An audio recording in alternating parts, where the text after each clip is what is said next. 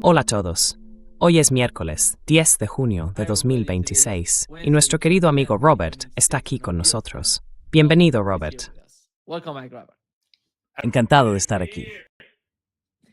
I want to start with what has happened between Iran and the United States final. Quiero empezar por lo que ha pasado entre Irán y Estados Unidos.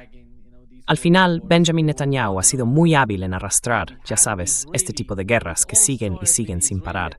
Y tuvimos a Israel. Bueno, todo empezó con el ataque israelí a Beirut, a Dahieh.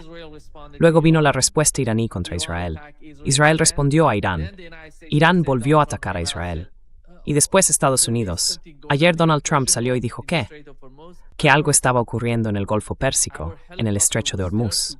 Que su helicóptero estaba allí patrullando la zona, el Estrecho de Hormuz, lo cual resulta bastante extraño. Y luego la historia es increíble. Se dice que un dron atacó el helicóptero y lo destruyó, pero los dos pilotos sobrevivieron al ataque, están a salvo y sin heridas. ¿Cuál es tu interpretación de todo esto? Porque hoy Donald Trump está diciendo muchas cosas, incluso que hoy mismo van a atacar de nuevo a Irán. ¿Cómo entiendes tú lo que está pasando?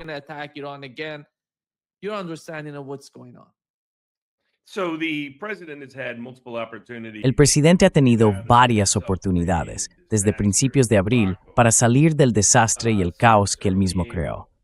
Y el vicepresidente Vance ha asumido el liderazgo en muchos de esos esfuerzos, porque Vance fue crítico con la guerra desde el principio, como ya han confirmado el New York Times y otros medios. Habrá algunos malentendidos por el camino, porque Trump y Vance, dentro del equipo y en la cadena de mando, actuarán como soldados leales. Pero lo que ocurrió dentro de la sala de situación fue que él se opuso a la guerra de principio a fin. Aún así, habrá personas como el coronel McGregor y otros que, según sus fuentes, dirán que no hay ninguna diferencia entre Vance y Trump respecto a la guerra. Pero eso se debe a la comunicación interna, no a lo que realmente estaba pasando en la sala de situación.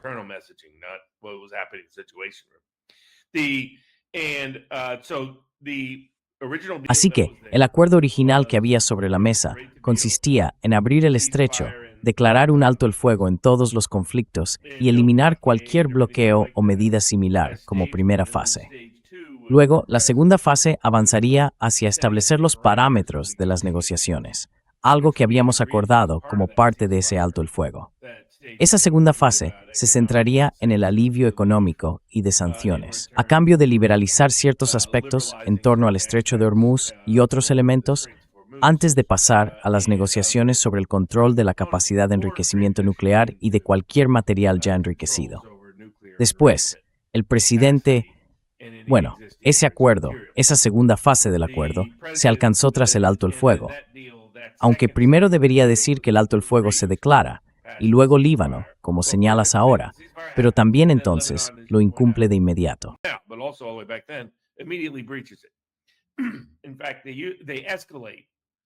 De hecho, escalan justo después de que se acuerda el alto el fuego. Al principio la gente pensó, lo están haciendo solo para sacar todo lo que puedan antes de tener que parar de verdad con el alto el fuego. No, lo hacían para sabotear completamente el alto el fuego. Así que en respuesta, los iraníes no estaban abriendo del todo el estrecho. Y entonces Trump dijo, vale, mantengo el bloqueo. Luego el acuerdo era que se anunciaba un alto el fuego, Irán anunciaba que el estrecho estaba abierto, y Trump decide inventarse en su cabeza, literalmente, que en realidad, han aceptado darme todo su material nuclear y han aceptado todas estas cosas que en realidad no aceptaron. Y entonces Trump lo hace saltar por los aires. Trump dice, durante todo este tiempo los iraníes nos están engañando. No, es Trump quien está engañando a todo el mundo.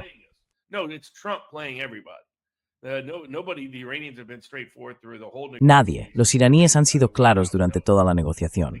Todo el mundo dentro de la Casa Blanca lo sabe. El que no deja de dar vueltas con esto es el propio Trump. Entonces Irán dijo, vale, pues cerraremos de nuevo el estrecho. Y desde entonces, al menos en 6 ocasiones, ese acuerdo original se ha vuelto a poner en marcha, con Irán pidiendo un poco más cada vez. Algo así como, de acuerdo, si vais a incumplirlo, entonces tendremos que exigir que paguéis un precio más alto antes de que se cumplan las condiciones favorables. Y lo último fue la liberación de ciertas cantidades de dinero, que al contrario de lo que ha dicho Trump, ya se ha producido en parte y seguirá ocurriendo, solo que llega a través de intermediarios, no directamente de un banco estadounidense a un banco en Teherán. Cada vez que está cerca de cerrar un acuerdo, Trump lo echa por tierra.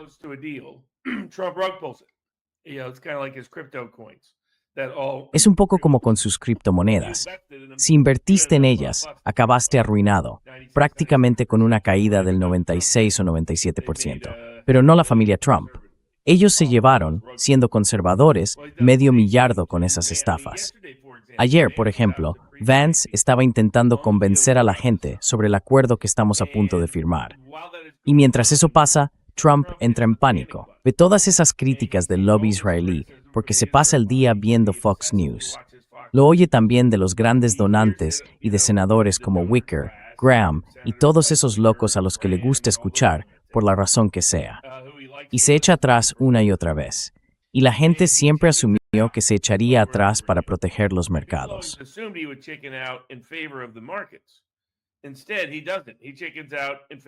En lugar de eso, no lo hace. Se acobarda ante el lobby israelí. Está tan intimidado y tan asustado de las críticas de ese grupo que decide presentar lo que probablemente fue un accidente, si es que fue algo. La idea de que un ataque con drones estuviera dirigido a un helicóptero que volaba a cierta altura y que las dos únicas personas a bordo salieran completamente ilesas, lo siento, eso no pasa. Así que la versión que están difundiendo, creo que el presidente lo sabía, por cierto, simplemente se convirtió en una tapadera. Se convirtió en una excusa para él. No quiero que el lobby israelí se enfade conmigo, no puedo permitírmelo. Así que enseguida vuelve atrás y empieza a escalar otra vez.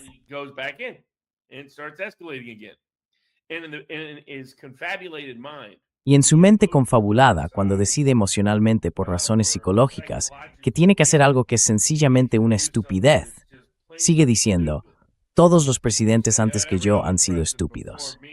Y así es como Irán le ha manejado. No, ningún otro presidente antes de Trump ha sido tan estúpido como Trump. Va a pasar a la historia como el presidente más tonto que hemos tenido, también en su segundo mandato, además del más corrupto de la historia política estadounidense, lo cual ya es mucho decir en esta época. Trump decide volver a intervenir y volver a escalar el conflicto, y hoy mismo está hablando de hacerlo otra vez. No puede cerrar un acuerdo que lo compare con Obama. No puede cerrar un acuerdo que el lobby israelí ataque y critique.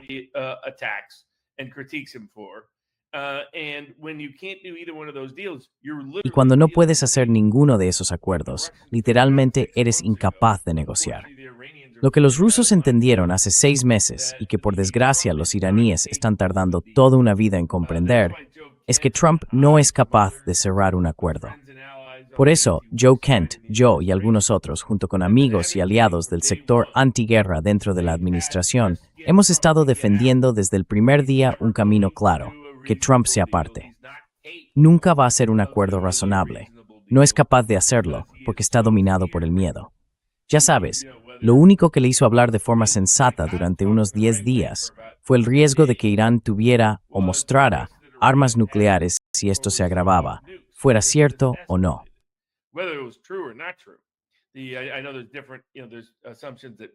Sé que hay distintas suposiciones sobre eso. Lo que sí sé es que esa información se transmitió a la Casa Blanca. Eso lo sé por fuentes iraníes y pakistaníes. Lo que no sé es si estaban faroleando o no, y la Casa Blanca tampoco lo sabe, precisamente por las implicaciones y las consecuencias religiosas que tendría anunciar un cambio de rumbo, claro.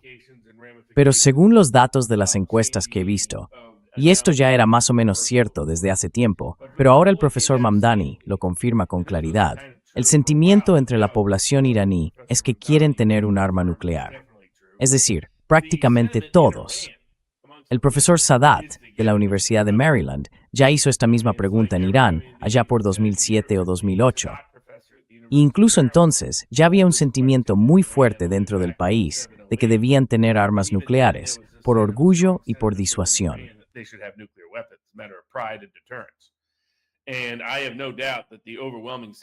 Y no tengo ninguna duda de que en este momento el sentimiento dominante en Irán, sobre todo entre el cuerpo militar, es que cometimos un error al no desarrollar un arma nuclear, porque no la íbamos a usar. Quiero decir, por lo que entiendo, y quizá tú lo sepas mejor que yo, obviamente la gente que conoce bien la tradición islámica chií lo sabrá mucho mejor que yo.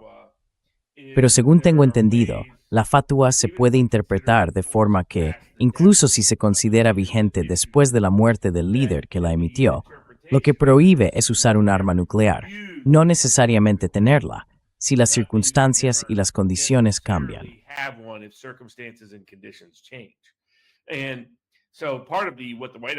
Así que parte de lo que la Casa Blanca está evaluando es si esa amenaza era real.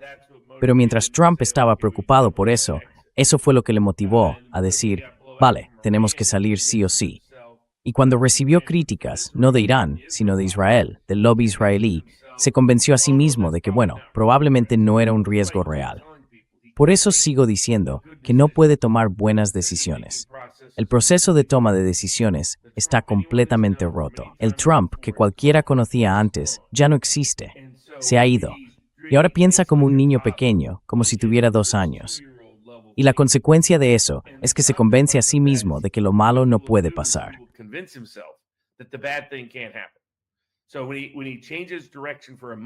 Así que, cuando cambia de rumbo por motivos emocionales, luego se convence a sí mismo de que su decisión tiene sentido. Dice algo como, claro, por eso. Aunque literalmente todo el mundo le había dicho que el estrecho se cerraría, que lo cerrarían de forma imprevisible o que como mínimo lo intentarían. Pero él se convenció, en el momento de decidir entrar, de que no, eso nunca pasaría. Y después actuó sorprendido. Y lo mismo ocurre con otras cosas. La gente tiene que entender que su forma de pensar está completamente guiada por el miedo. Miedo a la humillación, miedo a quedar en ridículo, miedo a que lo comparen con Obama, miedo a las críticas del entorno de Fox News y del lobby israelí, miedo a ser humillado ante el mundo si Irán llega a desarrollar y mostrar que tiene armas nucleares.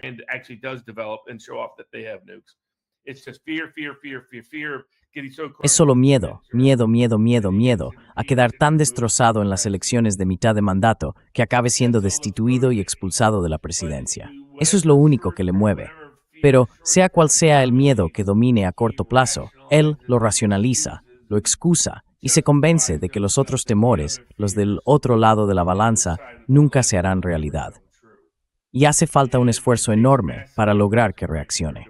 Por eso también se le ve cambiar de postura en un día, en un minuto, en una hora.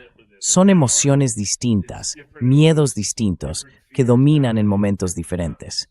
Pero, en mi opinión, la mejor esperanza para Estados Unidos y para el mundo es la salida de Trump. No un acuerdo con Trump, porque él no es capaz de llegar a un acuerdo.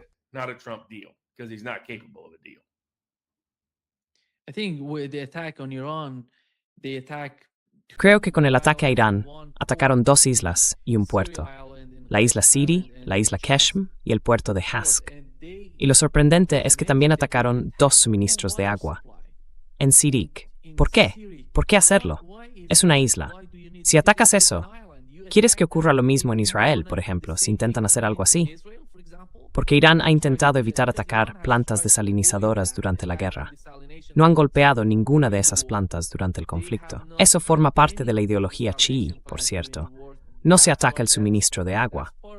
Pero parece que, por parte de Estados Unidos, si intentan hacerlo, este tipo de escaladas se van a extender por toda Asia Occidental, diría yo.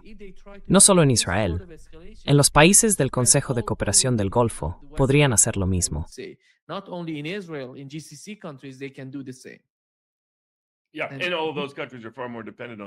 Sí, y todos esos países dependen mucho más de sus plantas de agua que Irán. Así que hay 2 posibilidades con eso. Una es que haya sido un error. Me han confirmado personas que conozco que de hecho el Pentágono está usando inteligencia artificial para ayudar a seleccionar objetivos. Y la inteligencia artificial, de por sí, es notoriamente imprecisa, pero la idea de que la usemos como experimento en una guerra real es una auténtica estupidez. Lo que lo corrompe es que la industria de la inteligencia artificial está profundamente integrada en la administración Trump, en la familia Trump, y en sus aliados de la clase donante. Y personas como Lutnick o Basant tienen también intereses financieros personales vinculados a todo eso, junto con sus amigos y aliados.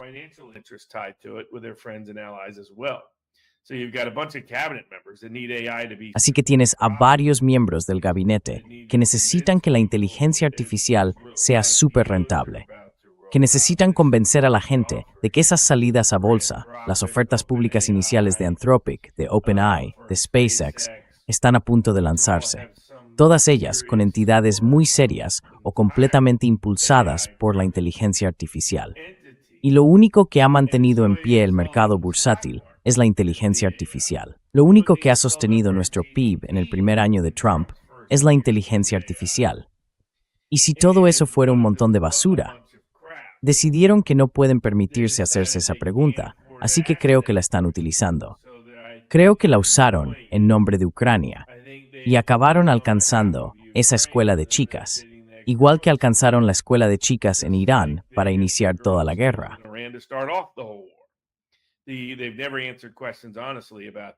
Nunca han respondido con honestidad a las preguntas sobre eso, en absoluto.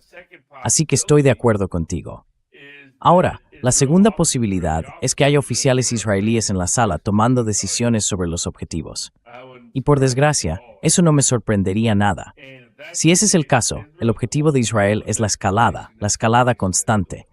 Bibi Netanyahu no puede permitirse que esta guerra termine. Cada vez está más claro que su única posibilidad de ser reelegido en Israel es que la guerra siga en marcha en octubre y noviembre.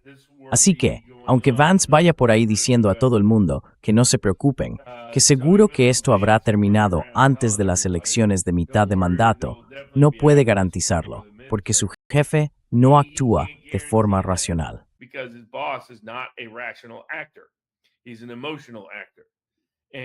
Es un actor emocional, con serios defectos a la hora de tomar decisiones, en su estado psicológico actual. Hay gente que dice, bueno, es un narcisista o algo así. Pero esas personas al menos siguen siendo racionales. Trump no lo es. Y mientras nadie le quite literalmente las llaves, no veo cómo vamos a llegar a un resultado negociado que sea realmente aplicable. Y como señalas, en cuanto a la escalada, Irán tiene la ventaja en la capacidad de escalar el conflicto, salvo en el uso de armas nucleares. Aparte de eso, todas las herramientas de dominio en la escalada están en manos de Irán.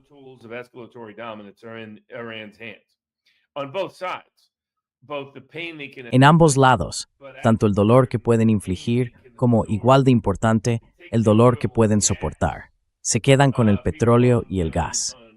Gente en X que se dedica a seguir esto ha señalado que Irán tiene al menos 7 meses de ingresos por delante de lo que había presupuestado, por la forma en que calculan sus ingresos, los retrasos con los que reciben el dinero y por el fuerte aumento del precio del petróleo y el gas durante este periodo. Si sumas todos esos factores, el bloqueo no va a funcionar. Trump pensaba, de forma bastante ingenua, que de algún modo sí lo haría. Está obsesionado con que el mundo debe pensar como él. Por eso ni siquiera entiende a la gente religiosa, a los líderes religiosos, a los movimientos religiosos en el mundo, ni a ciertos tipos de movimientos políticos, con la misma profundidad.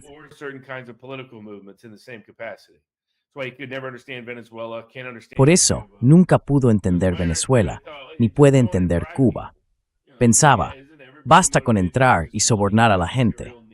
¿Acaso no todo el mundo se mueve solo por el dinero, por las necesidades materiales, por los deseos materiales? La realidad es que hay grandes partes del mundo que no funcionan así. Irán lo ha demostrado durante casi medio siglo.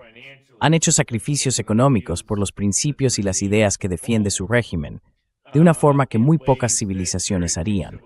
Pero no sorprende que una civilización histórica, con el orgullo de los persas, lo haga. Trump no entiende Irán, nunca entenderá Irán. ¿De verdad es tan ingenuo como para pensar que si se sentara en una sala con el ayatolá, eso acabaría en un acuerdo? Así es como funciona la mente de Trump.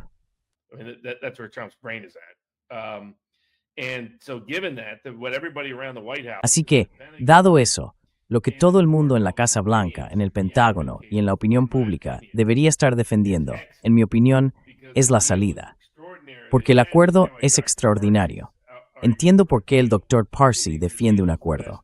Él cree que es el mejor acuerdo posible para el mundo y sobre todo para Irán, para la gente corriente de Irán, porque piensa que puede abrir la puerta a un cambio futuro si hay inversión occidental en el país.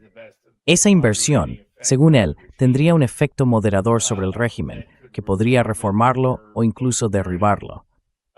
Pero Trump no es capaz de cerrar acuerdos. No lo ha sido en nada. Quiero decir, miremos todos los acuerdos comerciales que hemos intentado. ¿Alguno de ellos se ha convertido realmente en ley? Creo que ninguno. Cero. Y promete que va a llegar todo ese dinero, pero creo que en realidad ha llegado muy poco. Miremos el Consejo de la Paz.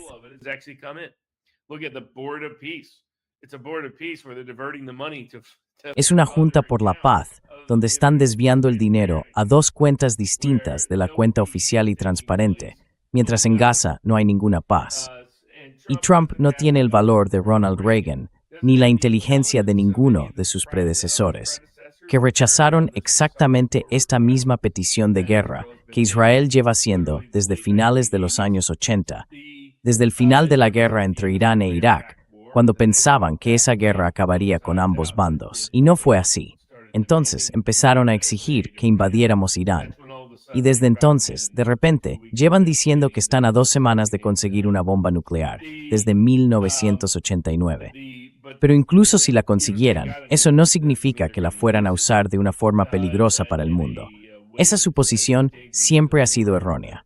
Además, solo Estados Unidos ha usado una arma nuclear. Así que viendo todos estos factores, Grace it's squared.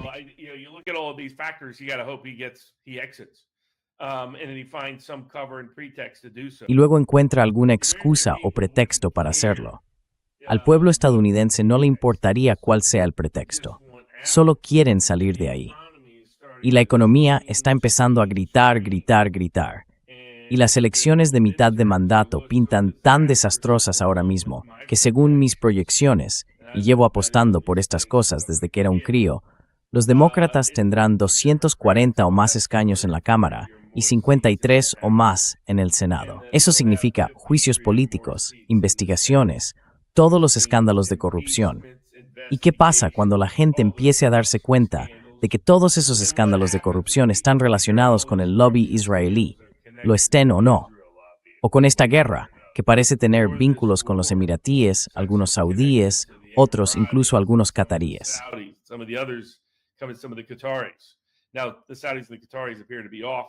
Ahora, los saudíes y los cataríes parecen haberse bajado del tren de la guerra, pero si se hubieran bajado desde el principio, quizá nunca habríamos entrado en esta guerra.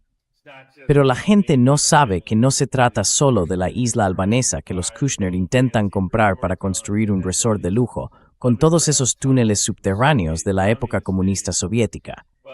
Ese pequeño negocio también implica a los a los Rothschild, que son prácticamente sinónimos de la fundación del propio Israel y del lobby israelí en Estados Unidos, además de los cataríes. Así que creo que los estadounidenses se van a quedar muy sorprendidos, y Trump se enfrentará a un riesgo real de destitución. Por eso algunos de nosotros hemos estado diciendo, ¿vas a salir? ¿Vienes de sus miedos?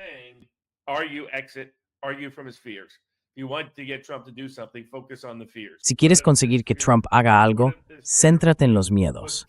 Y si pasa algo terrible, lo que le ha frenado a la hora de enviar tropas ha sido la advertencia constante de Joe Kent, diciéndole que podría acabar como Jimmy Carter. Y Trump lo reconoció hace poco, en una entrevista con CBS o con CNN, que no quiere acabar como Jimmy Carter. Lo mencionó precisamente al hablar de enviar soldados. Así que eso funcionó. Piensa en el miedo, en impulsar esos temores que le llevan a retirarse en lugar de escalar el conflicto. Y esperemos que la gente que está cerca del presidente, en el Pentágono y en la oficina del vicepresidente, sea suficiente para hacerle dar marcha atrás. Porque el secretario de Estado, Marco Rubio, está ahora ocupado promocionándose en el contexto de la guerra, pensando que eso le ganará el apoyo del lobby israelí para su candidatura a las primarias de 2028.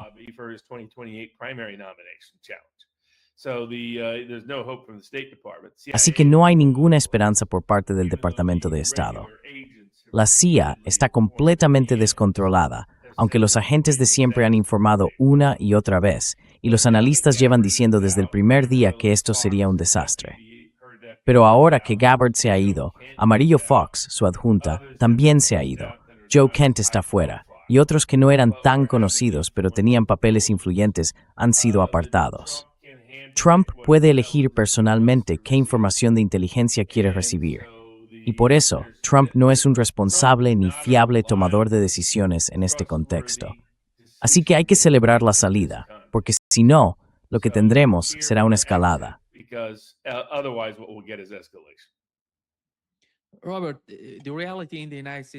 Robert, la realidad en Estados Unidos, creo, no es algo que se pueda cambiar. Él no puede cambiar la realidad con la economía, con el sufrimiento que la gente está sintiendo ahora mismo. Tanto CNN como Fox News informaron que la inflación en Estados Unidos subió al 4,2% en mayo, alcanzando su nivel más alto en 3 años, desde 2023, con el fuerte aumento de los precios de la energía vinculado a la guerra con Irán, que está impulsando gran parte de ese incremento. Y aquí está Donald Trump. Hoy hemos sabido que una delegación catarí fue a Irán. Fox News informó que fueron a Irán en coordinación con la administración Trump para intentar reducir la distancia entre Irán y Estados Unidos. Por parte de los iraníes, según lo que hemos sabido a través de los medios iraníes, ellos dicen que todo esto tiene que ver con la relación bilateral entre Irán y Qatar, y que quizá también hablen de lo que está ocurriendo entre Irán y Estados Unidos. No sé hasta qué punto pueden usar a Qatar en ese tipo de negociación. Estados Unidos está ausente. No están ahí.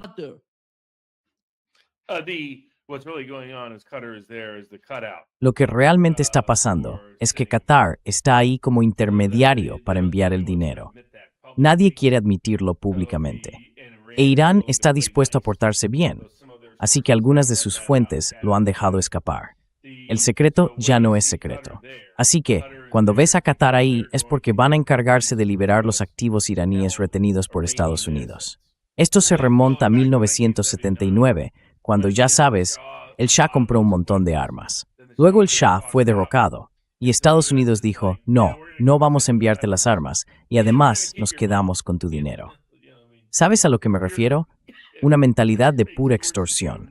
Pero Trump está obsesionado con no enviar ni un solo dólar a Irán a través de Estados Unidos. Irán ha dejado claro que no va a confiar en nada de lo que diga Trump.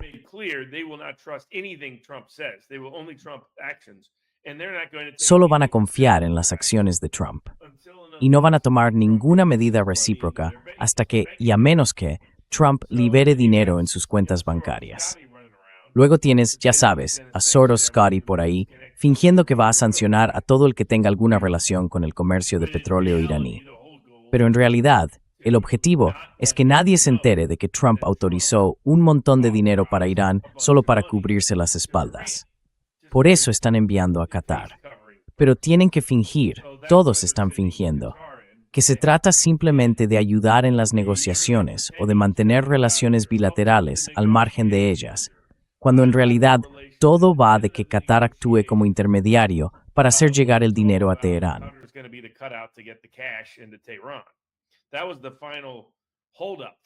Ese fue el último obstáculo para lo que yo llamo la segunda fase del acuerdo, hacer cumplir el alto el fuego original y establecer los parámetros para la siguiente etapa. Y el gran problema fue el dinero. Trump había aceptado poner fin al bloqueo a cambio de que Irán abriera el estrecho. Pero Irán dijo, podéis volver a enviar vuestros barcos en un par de días, así que queremos el dinero en el banco, al estilo del muéstramelo de Missouri. Y ese fue el motivo del bloqueo. Pero luego, ante el riesgo de que Irán desarrollara o mostrara que tiene armas nucleares, Trump cedió en ese punto y dijo, de acuerdo, liberad el dinero, pero que no sea directamente para nosotros. Para eso están los cataríes. El problema es que Trump es incapaz de cerrar acuerdos porque no sabe manejar sus miedos. Está tan dominado por ellos que se queda paralizado, bloqueado, y ahora lo que quiere es presumir.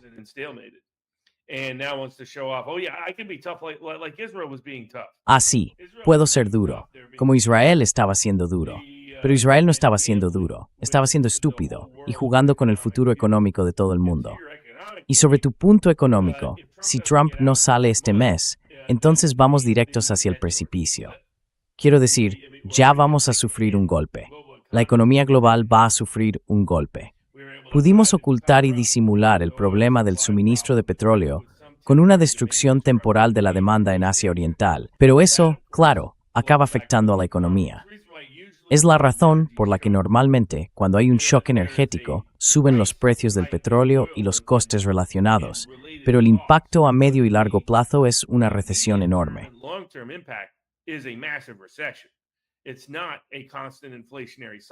No es un ciclo inflacionario constante.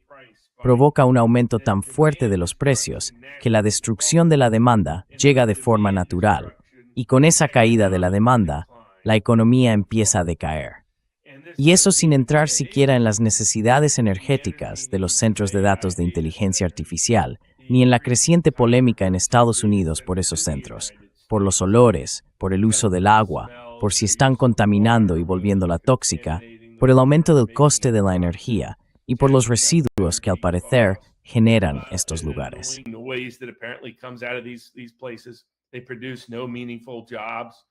No crean empleos que realmente tengan sentido.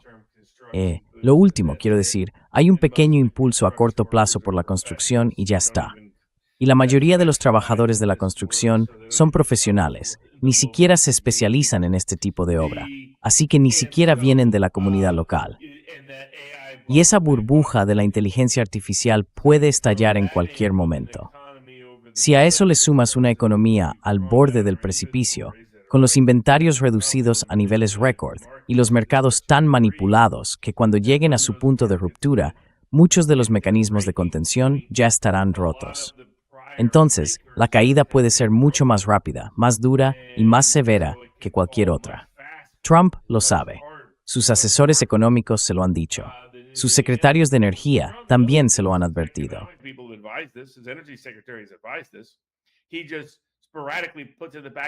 Él simplemente se dice a sí mismo, de forma un poco aleatoria, bueno, como no ha pasado, no pasará.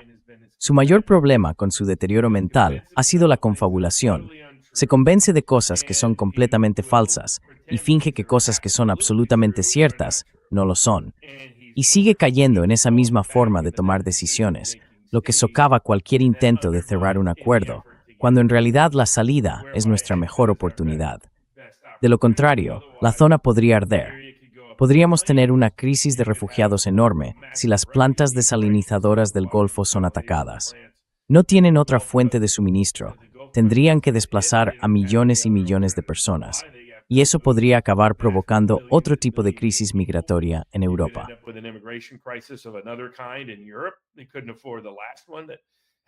No pudieron permitirse la última crisis, la que ha incendiado políticamente a Europa durante buena parte de los últimos 5 años y que está destruyendo a los partidos de centroizquierda y centroderecha.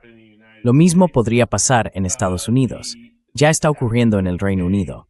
Los partidos demócrata y republicano podrían desaparecer en 5 o 10 años si siguen fracasando a este nivel ante el pueblo estadounidense en cuestiones de guerra y economía. Y hacia ahí nos dirigimos, a menos que Trump encuentre una forma de salir. El daño se seguirá notando. Aún así, sufrirá un golpe fuerte en las elecciones de mitad de mandato, pero puede que no sea un desastre apocalíptico del que no pudiera recuperarse. Tiene una oportunidad de recuperarse si se retira este mes. Cada día que esto se prolonga, sus posibilidades de recuperación política disminuyen.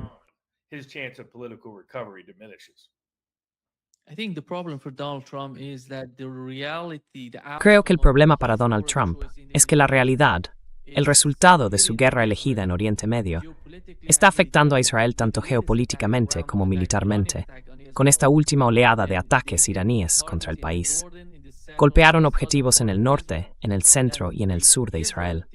Luego, Israel, junto con Estados Unidos y todos esos sistemas de defensa aérea, no consiguió interceptar la mayoría de los misiles, o al menos un número importante de ellos alcanzó sus objetivos. Por eso los israelíes dijeron que habían interceptado todo. Pero después aparecieron las imágenes. Una de ellas mostraba la base aérea de Ramat David, en Israel, que fue alcanzada. Y hoy confirmaron que sí, que fue alcanzada, aunque sin daños, sin víctimas, nada de eso. Y esta es la realidad. la nueva realidad. No veo ninguna opción para que Donald Trump pueda mejorar la situación de Israel en la región. Sí, en eso no discrepo en absoluto. Oh, yeah, I don't disagree there at all. And I think politically long Sí, term, políticamente a largo plazo, Israel es un paria político en Estados Unidos, igual que lo es ahora en el resto del mundo. Creo que no hay ningún país donde tenga un apoyo mayoritario. Hay algunos países donde tiene una ligera ventaja, donde la gente no tiene una opinión muy fuerte al respecto. Pero no hay ningún país en todo el mundo, según una encuesta reciente del Pew Research Group, donde la mayoría tenga una opinión favorable sobre la nación de Israel. Y eso ni siquiera tenía que ver con su gobierno actual, bajo Bibi Netanyahu, ni con sus políticas en Gaza, en Líbano o en la guerra con Irán. Y teniendo eso en cuenta, lo mismo ocurre en Estados Unidos. Incluso entre los evangélicos, que eran su antigua base política aquí, su base de votantes, solo los evangélicos mayores de 60 años tienen una opinión claramente favorable de Israel, de Bibi Netanyahu o de ambos. favorable opinion of Israel or Bibi Netanyahu or both. So when you factor that in, Trump's got Así que, si tenemos eso en cuenta, Trump tiene que hacer lo que hizo Reagan. Ya sabes, después de que lo engañaran para enviar tropas a Beirut. Luego algo se torció y Estados Unidos atacó, supuestamente por accidente, aunque dudo que a la gente que estaba al otro lado le importara mucho, unos campos de refugiados chiíes. Entonces nuestras tropas se convirtieron en objetivo de las milicias chiíes. Y la respuesta de Trump, quiero decir de Reagan, no fue insistir ni escalar el conflicto, fue retirar de inmediato la presencia militar estadounidense de Beirut, eso para empezar. Y en segundo lugar, decirle a Israel que se contuviera. Ese siempre ha sido el movimiento en dos pasos que Trump necesita para resolver esto. Nosotros salimos, Israel se calma y se vuelve a meter a Bibi en su sitio. stands down and put Bibi back in the box. And, as Alistair Crook has said, Y bueno, como ha dicho Alastair Crook, hay que devolver a Israel a los principios originales del sionismo, que no era expansionista. Y ya sabes, la teoría de Ben Gurión decía que debíamos mantenernos dentro de nuestras fronteras, que no tenemos la capacidad humana para ser una potencia regional. Pero Bibi nunca ha respetado esa limitación y ha utilizado el 7 de octubre para ignorarla, violarla y ofenderla de forma constante. Y eso es justo lo que Joe Cannon dijo desde el primer día. Y tenía toda la razón. Es un hombre que ha combatido sobre el terreno y que además entiende la estrategia geopolítica. Él dice, tenemos que salir y decirle a Israel que se retire. Tiene que ser ese proceso en dos pasos para asegurar una paz real en Oriente Medio, al menos a corto plazo. at least for the near short term. As long as Israel, now I think what Israel underappreciated is their Creo que lo que Israel no ha sabido valorar es que está agitando demasiado la jaula. Trump, por cierto, sigue sin entenderlo en absoluto. Por eso pensó de verdad que en el último momento podía sacar los acuerdos de Abraham como una maniobra de relaciones públicas para justificar su acuerdo con todos esos países, sin darse cuenta de que los acuerdos de Abraham están muertos, completamente muertos. Y no es algo posterior a Gaza. Eso no va a pasar. Desde luego, no va a pasar después de Gaza, ni después de Líbano, ni después de la guerra con Irán. Pero Trump no lo entendió. Ese es el nivel de negación en el que vive, el de alguien que elige no creer lo que no quiere creer. Pero tienes razón, Israel sigue escalando. No habrá paz en Oriente Medio. Y hasta que Trump no le diga a Israel que se detenga, Estados Unidos correrá un riesgo constante y repetido de verse arrastrado de nuevo al conflicto. repeated risk of being dragged back into the conflict. There are two options for him right now. One of them is to leave. Ahora mismo tiene dos opciones. Una es dejar que Benjamin Netanyahu se hunda con sus propios problemas y salir de la región. La otra es quedarse con Benjamin Netanyahu y hundirse con él. Porque los problemas a los que se enfrenta Israel, y son problemas serios, por cierto, económicos, geopolíticos, militares, no se van a resolver en los 2 años que quedan del mandato de Trump. Y tiene que decidirlo, si de verdad se toma en serio su presidencia y su futuro. Curious about his presidency and his future. Yeah, well, I think Bibi has convinced himself. Sí, bueno, creo que Bibi se ha convencido a sí mismo de que está tan centrado en el corto plazo que para él lo único que importa es sobrevivir a las elecciones de otoño que se esperan, para no acabar en la cárcel. Y si consigue aguantar eso y mantenerse en el poder durante el resto del mandato de Trump, entonces quizás se retire a algún lugar desde el que no lo devuelvan a Israel para ser juzgado. Esa parece ser su mentalidad, su forma de pensar. Y en mi opinión, no está actuando de manera pragmática en absoluto. Y un montón de gente a su alrededor que tampoco lo está. And there are a bunch of people around him that are not in a pragmatic mode. Ever since he formed that coalition with the hard right, Desde que formó esa coalición con la extrema derecha, se ha descontrolado completamente en lo que respecta al interés racional a largo plazo de Israel. Ya sabes, todo el mundo decía que si entraba en Gaza de la forma en que lo hizo, incluso personas que simpatizaban con la causa israelí, decían que eso se volvería en su contra en la opinión pública y que no lograría erradicar a Hamás. Y eso es exactamente lo que ha pasado. Atacar aldeas cristianas en Cisjordania, como hicieron esta semana, no va a ayudar. Atacar y bombardear lugares cristianos históricos como Tiro y otros sitios así en el Líbano tampoco va a ayudar. other places like that, in Lebanon is not going to help. People are seeing Israel on a regular daily basis. La gente está viendo a Israel, día tras día, hacer exactamente lo que sus críticos llevaban tiempo diciendo que hacía: atacar a civiles, practicar el terrorismo masivo contra la población local y usar su poder nuclear, sus armas nucleares, como chantaje en Oriente Medio y en el mundo. Todo eso ha llegado a su punto máximo y no es sostenible para Israel. Estados Unidos no puede mantenerlo a flote. Ni siquiera tiene la cadena de suministro militar necesaria para reemplazar rápidamente las armas que estamos desperdiciando en este conflicto, en esta guerra tan innecesaria. Y lo que probablemente salga de todo esto será una especie de OTAN islámica. Pakistán, Turquía, Irán, Arabia Saudí, encargada de garantizar la paz en Oriente Medio, dejando a Estados Unidos completamente fuera de la ecuación. A mí eso, al final, me parecerá bien, pero no es lo que esos constructores de imperios, los neoconservadores y los mercaderes de la guerra han querido nunca. Van a obtener justo lo contrario, y el proyecto del Gran Israel morirá en Teherán. Israel project will die in Tehran. Just to wrap up this session, Robert. Para cerrar esta sesión, Robert, creo que la atención de Benjamín Netanyahu y del primer ministro y el presidente de Israel está puesta en Líbano. Quieren separar al gobierno y al pueblo libanés de Hezbollah, lo cual, en mi opinión, es una ilusión. Pero hoy han publicado 2 videos dirigidos al pueblo de Líbano, diciendo: nuestro enemigo no es el pueblo libanés ni el gobierno del Líbano, nuestro enemigo es Hezbollah. ¿Cómo va a ser posible dividir el país en 2 tipos de...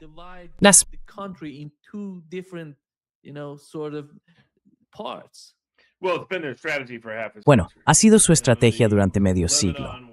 Líbano era, en particular Beirut, era el París de Oriente Medio. Líbano era un lugar al que todo el mundo quería ir.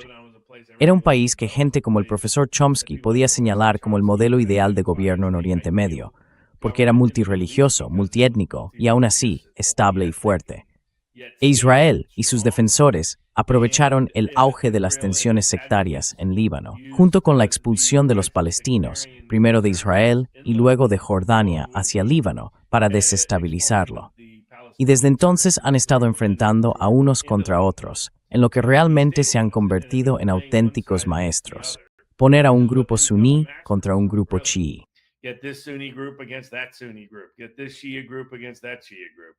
Ponen a un grupo chií contra otro grupo chií. Enfrentan a este grupo con aquel otro. La razón por la que odian tanto a Irán es que el grupo que más difícil les ha resultado dividir internamente ha sido el chií. Los chiíes no han estado dispuestos a usar el terrorismo individual del mismo modo que otros lo han hecho, algo que luego se utiliza para justificar y racionalizar el proyecto israelí. Han sido muy difíciles de dividir, muy difíciles de conquistar. Y, en consecuencia, creo que todos esos esfuerzos son una pérdida de tiempo. Pueden comprar algunos políticos en Beirut, como han hecho Estados Unidos e Israel, y tener a esos falsos líderes sin apoyo real, que van por ahí fingiendo ser presidentes, como el presidente de Siria, o el propio rey decapitador.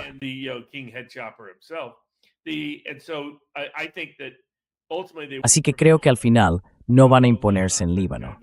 Líbano ha sido en muchos sentidos como su némesis, y la verdadera razón de eso es la voluntad inquebrantable de la población chií, que ahora mismo, si hubiera elecciones honestas en Líbano, Hezbollah ganaría el poder. Todo el mundo lo sabe.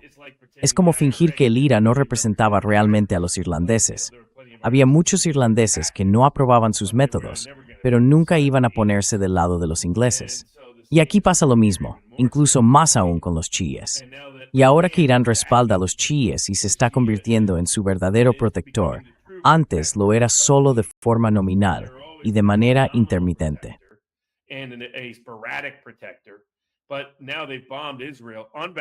Pero ahora han bombardeado Israel en nombre de los chiíes del Líbano, a quienes representa Hezbollah. Y esto no es como ya sabes, cuando uno puede discutir hasta qué punto Hamas representa realmente a los palestinos, porque se han negado a celebrar elecciones y las han evitado.